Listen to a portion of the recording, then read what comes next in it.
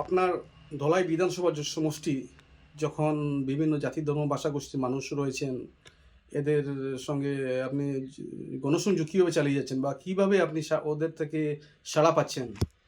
দেখেন, আমি প্রত্যেকটি সংগঠনের পাশে যাচ্ছি। এনজিও সংগঠন, ক্লাব, যারা সমাজের প্রতিষ্ঠিত ব্যক্তি, বুদ্ধিজীবী, প্রত্যেকের কাছেই আমি যাচ্ছি। এসএইচজি, সবার কাছেই আমি যাচ্ছি। সবাই আমাকে সাড়া দিচ্ছে। আর আমি আশাবাদী যে ওরা সবাই আমার বায়োডাটা দেখে, আর বিগত ইলেকশনে আমি পরিমলদার হয়ে যেভাবে প্রচার মাধ্যম চালিয়েছিলাম, সবাই বুঝতে পেরেছে এই মানুষের কাছে সেই পটেনশিয়ালিটি আছে কিনা।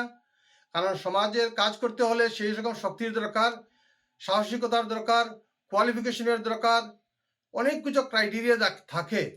আমি আশা করি এইগুলার কোনো অংশে কম নয়। আমার মনে হয় ধলাই কনস্টিটিউয়েন্সিতে এখন পর্যন্ত যে সকল ব্যক্তিত্বের নাম শোনা যাচ্ছে, আমার মনে হয় আমার এই বায়োডাটা ক্রাইটেরিয়ার সাথে কারোর কোনো সম্পর্ক হওয়ার কোনো চান্স নেই। যদি যোগ্যতার বিচার করা হয় আর কোয়ালিটি মানুষের দরকার হয়, ভারতীয় জনতা পার্টি আমার মনে হয় সেই রকম ব্যক্তিত্বকে গুরুত্ব দেবে।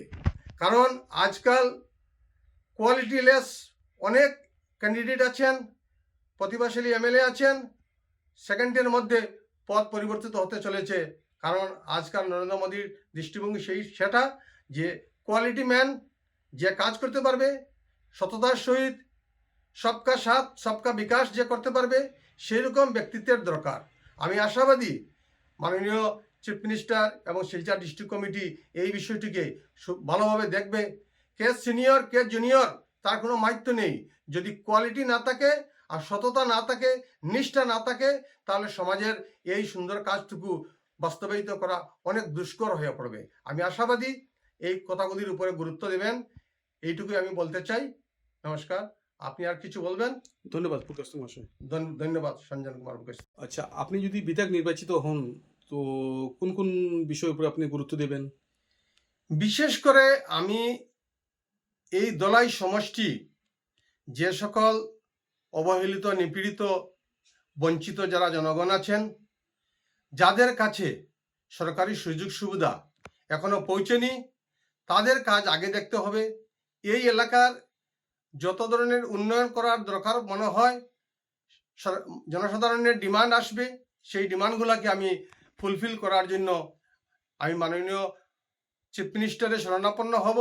যদি আমি পাই আর বিজয়ী হব, সেটা আমার আশাবাদী। কারণ ভারতীয় জনতা পার্টি টিকিট পেলে আমি এই কাজগুলা অনেক সুন্দরভাবে করতে পারবো। তাছাড়াও ভারতে মোদিজির মিশন 2047 এই বিকশিত ভারতের যে স্বপ্ন, এই সাকার যদি করতে হই, তাহলে বিভিন্ন জাতিগোষ্ঠী সমাজের অবহেলিত, নিপীড়িত মানুষের পাশে দাঁড়াতে হবে, তাদেরকে নিয়ে আগ বাড়িয়ে যেতে হবে। সেটা আমি করব, সেটা আমার সংকল্প। আমার রাস্তাঘাট যে সকল ডিমান্ড আসবে, সব কিছু বিষয়ে আমি আলোকপাত করব, জনগণের পাশে দাঁড়াবো, সুখে দুঃখে তাদের পাশে থেকে আমি কাজগুলো করে যাব, সেটাই আমার সংকল্প। আপনি ব্যক্তিগত জীবনে কি করেন বা করতেন? আমি পড়াশোনা শেষ করার পর সায়েন্স গ্রাজুয়েট। আমি কাছাড় পেপার মিলে আমি চাকরি পেয়েছিলাম হিন্দুস্তান পেপার কর্পোরেশনে। সেখানে তপশিলি জাতি উপজাতি কর্মচারী উন্নয়ন সংস্থার প্রতিষ্ঠাতা হিসাবে আমি কাজ করেছি এবং ভারতীয় মজদুর সংঘ কাছাড় পেপার মিলের অর্গানাইজিং সেক্রেটারি হিসাবে দীর্ঘ কয়েক বছর আমি দায়িত্বে ছিলাম।